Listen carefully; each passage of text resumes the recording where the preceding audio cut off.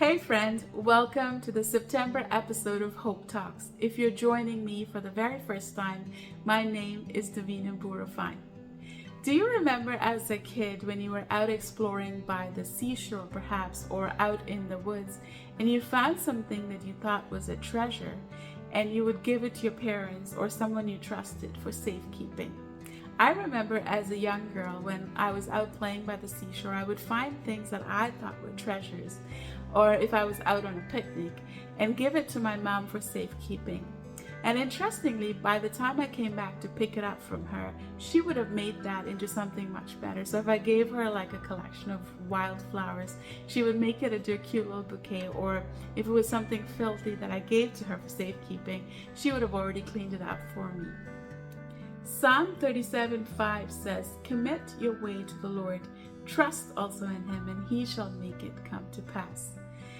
For those who know me well, I've been teased by them to be quite a list maker. Even as a teenager, I remember making lists, and I remember making a list about the character traits and what I wanted my husband to have. And I actually read that out loud to God and asked Him to help me meet someone like that. Interestingly, many years later, after I had met the man who I'm now married to, I came across that very same list, and I could check off most of those items. What was interesting about that for me was how very much God cares about every detail of our lives, that He is present in the momentous or even the traumatic times of our lives, and He's also present in the little things and the little desires of our lives. Many times though, as humans, we think that unless we are constantly striving to make things happen, this world is going to fall apart. And I don't know if it's morbid reality or if it's a relieving reality, but the reality is that this world existed long before I was born, and it will continue to exist long after I'm gone. And the only one who has the ultimate true power and authority over everything of this world is God. And so as I'm talking about Psalm 37:5, where it says, "Commit your way, your dreams, your hopes, your desires to the Lord, and trust in Him, and He will make it come to pass." I think oftentimes we stumble over that last part. We think that when we commit our way to the Lord, that that we are expecting will come to pass. But as you continue to read Psalm 37, you see that those who commit their way to the Lord, they have an inheritance that is forever.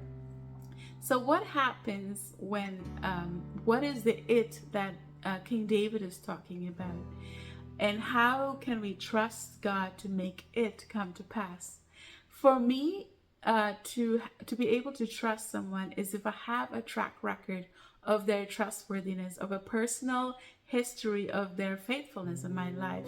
I can trust them with whatever I want to commit. So I could trust my mom because I knew from the past that she could be trusted with the thing I gave her and take care of it. And it is the same with God, that when we come to the realization of the character of God, then our hearts can trust in the nature of God. And the only way we can do that is through knowing His Son Jesus. The way we come to God is through the way of Jesus. And when we come to God through Jesus, we have access to the inventory of His faithfulness through reading the Bible and what people call praying, but really just having conversations with God about the things that we find either troubling or exciting or pleasing, and committing our ways to the Lord. Paul writes to Timothy in 2 Timothy 1:12, he says, "For I know in whom I believe, and I know that He will keep that which I have committed to Him until that day." And I think Paul can say that with so much assurance because he had come to know the trustworthiness and the character of God. And the only way he could have come to know was through his history with God.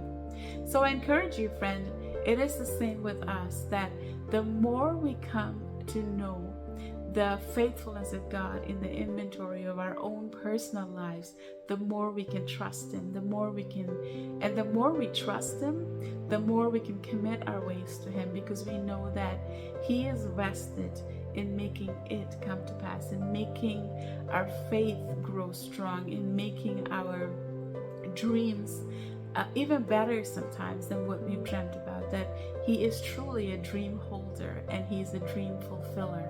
And not just the dreams that we might think we have for a period of time or a passage of time, but he's actually vested in the dreams that last for eternity. And I want to encourage you that the best way to create that history with God and to understand his faithfulness is to spend time with God. And the more you talk to Jesus about everything of your life, the more you commit your ways to him, the more you will come to understand the heart of God for your life. So I want to encourage you, commit your way to the Lord and trust in him.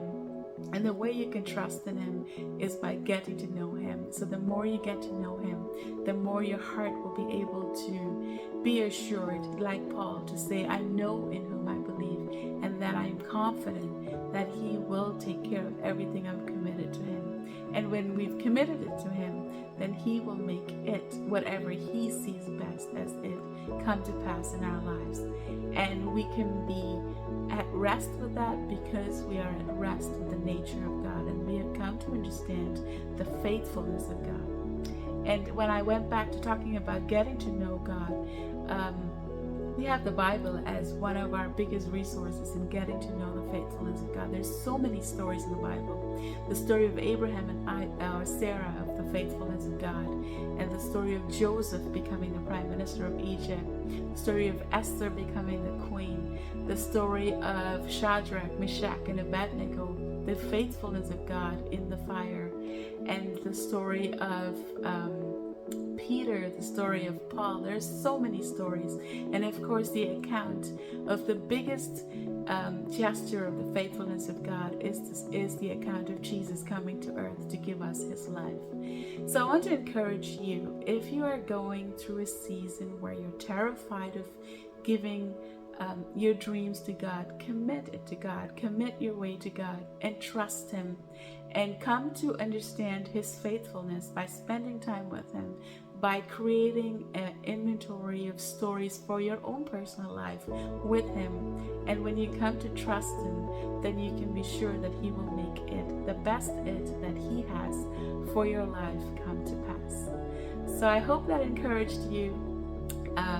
I'm here on the 16th of every month, so I hope you join me again and subscribe to this channel so you get updates on the latest notification. And always, as always, I would love to hear your stories and how God has proved his faithfulness, or even just things you go through in your life. I would love to share them with you. So message me or text me on this site as well.